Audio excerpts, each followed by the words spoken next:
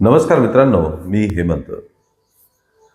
मित्रांनो, गुन्हे आपल्या देशात ज्या पद्धतीने घडतात, जे काही घटना आपण बघत असतो, त्या घटनांमध्ये बऱ्याचशा घटनांमध्ये साम्य असतं.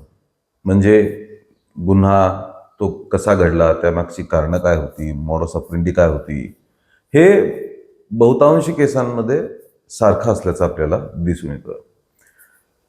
कधीतरी कुठल्या तरी विचित्र कारणासाठी विचित्र पद्धतीने एखादा गुन्हा घडला असेल तर मात्र ते अतिशय धक्कादायक असतं. अशीच एक धक्कादायक घटना समोर आलेली आहे, ज्यामुळे अख्खा देश हादरून गेलेला आहे आणि खऱ्या अर्थाने हादरून गेलेला आहे. ज्या पद्धतीने हा गुन्हा घडला, ज्या कारणांसाठी हा गुन्हा घडला, ते अविश्वसनीय आहे, अविश्वसनीय. डिजिटल जगात आता रील्स हा प्रकार काही नवीन राहिलेला नाही आहे, पण बहुतांश रील्स या दिशाभूल करणाऱ्या असतात.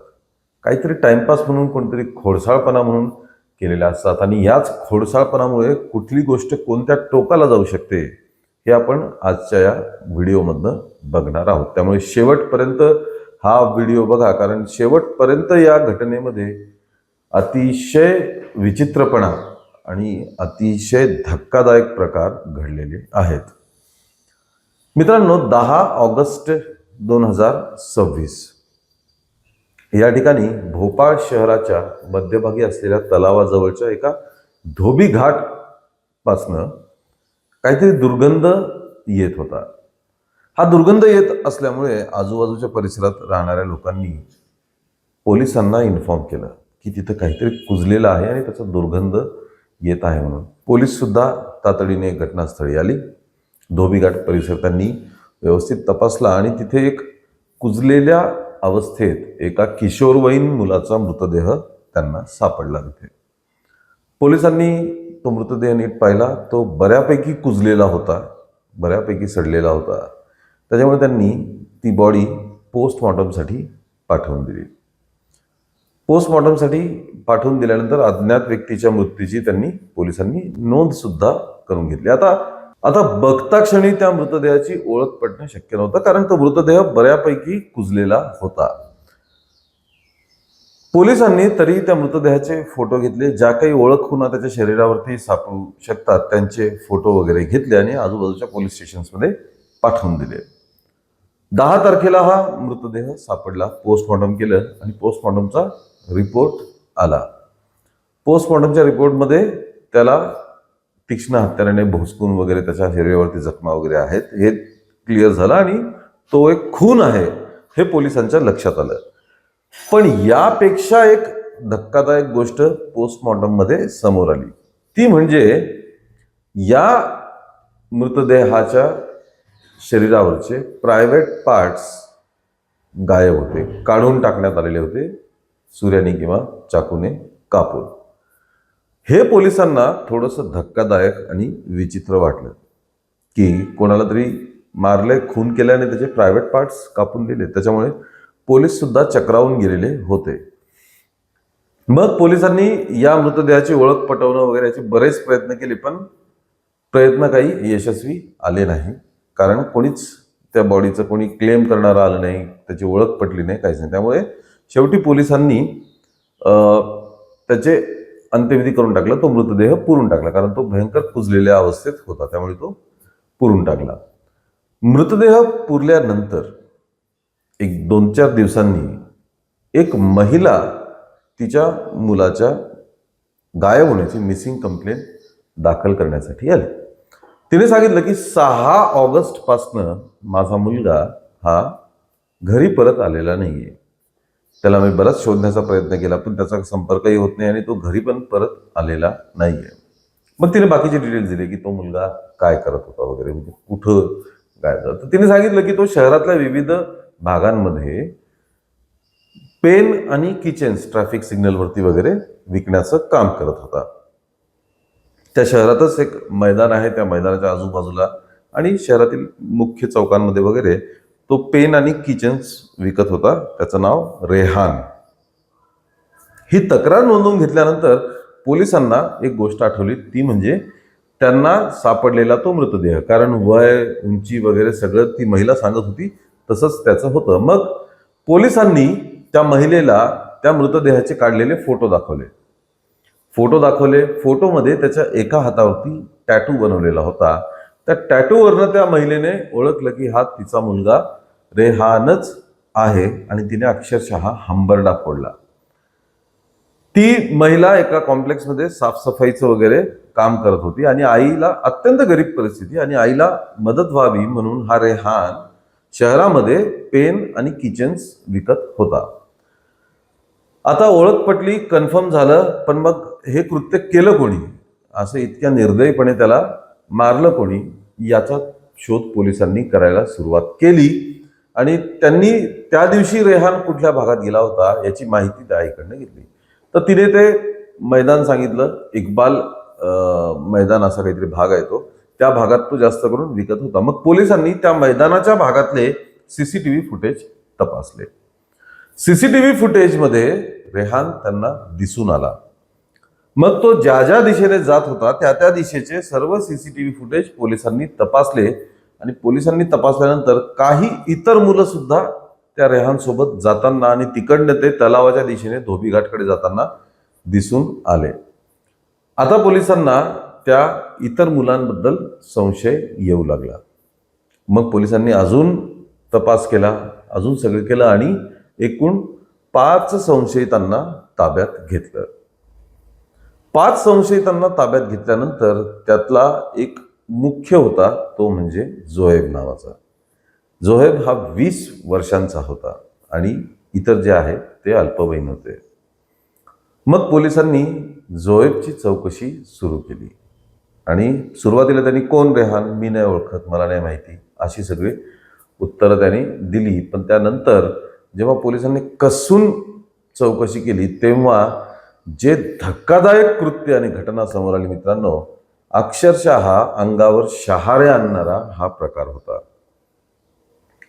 जोहेबने सांगितलं की त्याने काही दिवसांआधी एक रील बघितली होती. म्हणजे रील्स बघता बघता त्याच्या समोर एक रील आली आणि त्या रीलमध्ये हे सांगण्यात आलं होतं की पुरुषांच्या टेस्टिकल्स म्हणजे पुरुषांचे प्रायव्हेट पार्टमधील जे अंडकोश असतात, त्या टेस्टिकल्सला खूप मोठी मागणी आहे आखाती देशांमध्ये, दुबईमध्ये वगैरे वगैरे. त्यामुळे असे टेस्टिकल्स देणाऱ्यांना 1,20,00,000 ते 1.5 कोटी इतके रुपये देण्यात येतील. तेही जर किशोरवयीन तरुण मुलाचे असतील तर जास्तही पैसे मिळू शकतात. अशी रील त्याने बघितली. तेव्हापासून त्याच्या डोक्यात हे बसलं होतं की आपल्याला हे पैसे 1.25 कोटी 1.5 कोटी रुपये मिळवायचे आहेत आणि त्यासाठी त्याने प्लॅन बनवायला सुरुवात केली. सुरुवातीने त्याला कळलं की हे काही एकट्याचं काम नाही आहे त्याच्यामुळे त्यांनी एक टीम जमवली. 2-4 मुलांना बोलावलं, त्यांना जवळ घेतलं आणि त्यांना ती रील दाखवली. त्या मुलांनाही ते पटलं की हा हे तर सोपा मार्ग आहे, कोट्यावधींमध्ये जर पैसे आपल्याला मिळत असतील तर ही तर खूप चांगली गोष्ट आहे, त्याच्यामुळे आपण हे करूया असं त्यांनी ठरवलं. आता हे अंडकोश तर मिळवायचे कसे, कोणापासून मिळवायचे, हा मोठा प्रश्न होता. त्यामुळे त्यांनी ठरवलं की आपण रस्त्यावरती भटकणारे अत्यंत गरीब लोक, भिकारी वगैरे असतील किंवा बेवारस लोक असतील, ह्यांना आपण पकडू, कारण त्यांना शोधणारं कोणी नाही, त्यांचं आगेपिछे कोणी नसतं, त्याच्यामुळे ह्यांच्यापासून आपल्याला ते इझिली मिळेल असा यांनी विचार केला आणि प्लॅन सुरू केला. सुरुवातीला त्यांनी एका मुलाला घेरलं सुद्धा.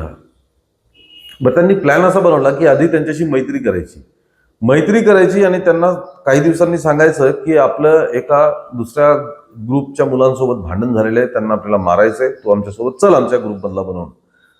आणि त्यांना वेळ पडली तर त्यांना आमिष पण दाखवायचं पैशांचं, हे 100-200 रुपये जे काय असेल ते. त्यांनी एका मुलाला पकडलं, मैत्री केली, पण त्याला मारामारी करायला सांगितल्यावरती तो काही त्या गोष्टीसाठी तयार झाला नाही. त्यामुळे पहिला त्यांचा अटेम्प्ट फसला. दुसऱ्यांदा त्यांनी प्रयत्न केला. तो दुसरा मुलगा जो होता तो सुद्धा पेन आणि किचनच विकायचा. तो तयार झाला, त्यांच्यासोबत गेला सुद्धा, पण जेव्हा त्याला मारण्याचा यांनी प्रयत्न केला, यांना धक्काबुक्की करून तो पळून गेला. त्यामुळे दुसराही प्रयत्न फसला. मग तिसऱ्या प्रयत्नात यांनी या रेहानला आयडेंटिफाय केलं. तो रस्त्यावरती पेन किचन विकतो, त्याच्या मागं पुढं कोणी नसावं, अत्यंत गरीब आहे म्हणून त्यांनी त्याला पकडायचं ठरवलं. जवळपास 1 महिना हे त्या रेहानला भेटत होते, त्याच्याशी मैत्री करत होते. बरं, हे सगळं काम जे जोहेबने 3-4 लोक जमवली होती टीम, ते मुलं करायचे. जोहेब प्रत्यक्षात जायचा नाही. जोहेब सगळ्यांना सांगत फिरायचा की मी डॉक्टर आहे, मी डॉक्टर आहे, आणि हेच सांगायचा तो सगळ्यांना. आणि तो डॉक्टर सारखं ते ॲप्रॉन वगैरे पण काहीतरी घालून फिरत होता. त्यामुळे मी डॉक्टर असल्याचा तो भासत होता. ॲक्च्युली तो डॉक्टर नव्हता, तो BBAचा काहीतरी 1st-2nd इयरचा स्टुडंट होता. मग रेहानबद्दल त्यांनी जोहेबला सांगितलं की असा असा मुलगा आहे, त्याच्याशी मैत्री आपली झालेली आहे. मग त्यांनी रेहानवरती हा प्लॅन एक्झिक्यूट करण्याचं ठरवलं आणि रेहानला सांगितलं की आपली एक भांडण झालेलं आहे एका दुसऱ्या मुलांच्या ग्रुपशी, आपल्याला त्यांना मारायचं आहे, तू आमच्या ग्रुपचा मेंबर बनून चल, आपण त्यांना मारूया जाऊन. सुरुवातीला रेहानने नकार दिला की मी अशा भानगडीत पडत नाही मारामारीच्या वगैरे, मी माझा आपलं पेन आणि किचन विकून काय 10-20 रुपये कमवतो. तेव्हा या मुलांनी मग त्याला 100 रुपयाचं आमिष दिलं, तू मारामारी करायला चल, आम्ही तुला 100 रुपये देतो. 100 रुपये रेहानसाठी भरपूर होते. त्याला वाटलं अरे काय हरकत नाही, जाऊन 2-4 चापटा तर मारायचेत आपल्याला, आपण जाऊ, आईला आपण संध्याकाळी 100 रुपये नेऊन देऊ, जे काही 10-20-50 रुपये आपण दिवसाला कमवतो त्यापेक्षा जास्त पैसे आपण आज आईला घरी जाऊन देऊ, या विचाराने रेहान त्यांच्यासोबत निघाला. या सर्व दरम्यान जोहेब कुठंतरी बसून या त्याच्या टोळक्यातल्या मुलांना फोनवरनं सूचना देत होता, असं करा, तसं करा, हे करा, ते करा, व्हिडिओ कॉल सुद्धा करत होता. मग हे रेहानला घेऊन त्या तलावाजवळ आले. तलावाकडनं ते धोबी घाटाकडे गेले. आधी 2च जण होते रेहान सोबत घेऊन जाताना. तलावाजवळ आल्यानंतर अजून 2 जण त्यात सामील झाले आणि ते मग त्याला धोबी घाटकडे घेऊन गेले. धोबी घाटकडे पोहोचल्यानंतर अचानकपणे एकाने रेहानवरती मागून हल्ला केला आणि आपल्यासोबत आणलेला चाकू हा त्याच्यावरती वार केला. अचानक झालेल्या हल्ल्यामुळे रेहान खाली कोसळला. खाली कोसळून तो उठणार इतक्यात 3 जणांनी त्याचे हातपाय पकडले आणि एकाने त्याच्या पाठीवर, पोटावर, मानेवर समेत तिथे चाकूने हल्ले केले. इतके खोल वार केले की भयंकर रक्तस्राव होऊन रेहान त्याच ठिकाणी त्याचा मृत्यू झाला. मग या पोरांनी लावला त्या जोहेबला व्हिडिओ कॉल. व्हिडिओ कॉलवरनं जोहेब त्यांना सांगत होता की आता पुढे या मृतदेहाचं कसं कसं काय काय करायचं. त्यांनी सांगितलं मृतदेहाचे कपडे काढा. कपडे काढण्यात आले आणि सांगताना सुद्धा अंगावरती शहारे येतात मित्रांनो. चाकूने कापून त्याचे अंडकोश हे शरीरापासून वेगळे केले. हे टेस्टिकल्स एका प्लास्टिकच्या पॉलिथिनमध्ये टाकले आणि मग बॉडी तिकडेच सोडून हे मुलं पळून गेले. ते गेले जोहेबकडे. जोहेबला दाखवलं की हे आपलं काम झालेलं आहे, आता पुढे याला कसं ते 1.5 कोटीसाठी पोहोचवायचं ते आपण बघूया. तेव्हा जोहेबने पुन्हा ती रील शोधण्याचा प्रयत्न केला. त्याला काही रील मिळाली नाही.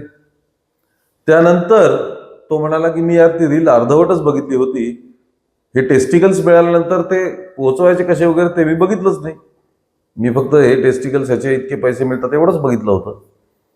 त्यामुळे त्याला कळालं की आपल्याला अर्धवट माहिती, आपल्याला पूर्ण माहिती शोधावी लागेल. त्याने इंटरनेटवर खूप सर्च करायचा प्रयत्न केला की ह्याची विक्री कुठं आणि कशी करायची आणि आपल्याला 1.25 कोटी 1.5 कोटी कसे मिळतील. इंटरनेटवर कुठेच त्याला ही माहिती मिळाली नाही की असा काही अवयवाचा विक्री होते आणि त्याचा व्यवहार होतो नाही, तुम्हाला कोट्यावधी रुपये मिळतात, हे कुठेच त्याला काहीच सापडेना. बराच वेळ शोधल्यानंतर त्याला लक्षात आलं की असं काही नसतं, ती फक्त अफवा पसरवणारी रील होती. पण त्या अफवेच्या रीलसाठी या पोरांनी एका 16-17 वर्षाच्या मुलाला जीव मारून टाकला होता आणि त्याच्यासोबत इतकं क्रूर काम केलेलं होतं. पण आता केलं तर आहे, पैसे तर पाहिजेत, मग काय करायचं. मग या मूर्खांनी ठरवलं की आपण शहरात फिरून फिरून बघू याला कोणी विकत घेते का म्हणून. त्यांना एवढं कळतं मानवी अवयव असा रस्त्याने हातगाड्यावरती किंवा फेरीवाल्यांसारखं विक्री केली जाते का त्याची. तरी ते 2-3 दिवस काहीतरी ते पिशवीत तसंच घेऊन फिरत होते शहरात वेगवेगळ्या ठिकाणी, विचारपूस करत होते असं काही असतं का म्हणून. पण त्यांना कुठेच काहीही सापडलं नाही. शेवटी ते टेस्टिकल्स त्या पॉलिथिनमध्ये सडायला लागले, कुजायला लागले, त्याचा वास येऊ लागला. मग त्यांना कळून चुकलं की आता ह्याचा काही फायदा नाही आहे. त्यांनी ते फेकून दिलं. फेकून दिल्यानंतर मग 10 तारखेला जेव्हा नागरिकांना रेहानच्या बॉडीच्या कुजल्याचा वास आला, तेव्हा ती बॉडी सापडली आणि हा सगळा प्रकार उघडकीस आला. मित्रांनो, विचारशक्ती जर कमकुवत असेल किंवा नसेलच तर काय भयानक प्रकार घडू शकतात. गरीब मुलगा आपल्या आईला हातभार लावण्यासाठी पेन आणि किचन शहरात विकायचा. कसं बसं त्या मायलेकरांचं आयुष्य चालत होतं. पण ह्या रील्सनी या लोकांचं डोकं खराब केलं. हे अविचारी लोक, बुद्धिभ्रष्ट झालेली ही मुलं, यांनी इतका भयानक प्रकार केला. एका जीव गमवावा लागला, तो सुद्धा अत्यंत वाईट आणि क्रूर पद्धतीने. मित्रांनो, या घटनेमुळे देशभरात खळबळ उडालेली आहे. आणि आता या 5 गुन्हेगारांमधले 3 गुन्हेगार जवळपास अल्पवयीन आहेत, 16-17 वर्षाचे आहेत. तर जोहेद, जो स्वतःला डॉक्टर म्हणत होता, तो स्वतः 20 वर्षाचा आहे. आणि हा मृत्युमुखी पडलेला रेहान होता 17 वर्षांचा. मित्रांनो, अतिशय दुर्दैवी घटना. समुपदेशन, मुलांकडे लक्ष देणं हे अत्यंत अत्यंत गरजेचं आणि महत्त्वाचं आहे. तंत्रज्ञान जितकं एक वरदान असू शकतं तितकंच ते श्रापसुद्धा असू शकतं, हे या घटनेवरनं सिद्ध होत आहे. मित्रांनो, या गोष्टीबद्दल तुम्ही सुद्धा ऐकलं वाचलं असेल तर कमेंट करा. या दुर्दैवी घटनेबद्दल आपलं काय मत आहे ते जरूर व्यक्त करा. या व्हिडिओला लाईक आणि शेअर करा आणि आमच्या चॅनलला ताबडतोब सबस्क्राईब करा. धन्यवाद.